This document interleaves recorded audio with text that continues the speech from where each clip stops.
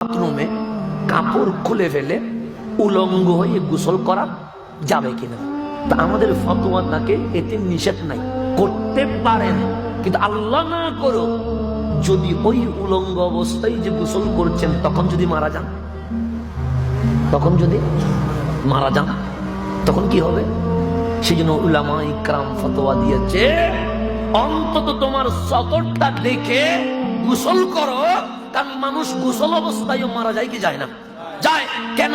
ইসলামী শরীয়তের সিস্টেম না মানলে আমরা বেশিরভাগ সময়ে দেখি শীতকালে গোসল করতে গেছে হার্ট অ্যাটাকে চলে গেছে।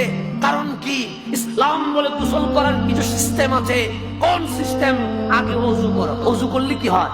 হাত তুলেন, কুলি করলেন, মুখে পানি দিলেন, পায়ে পানি দিলেন, রক্ত চলাচলটা ধীরে ধীরে সব জায়গায় সুন্দর মতো হয়।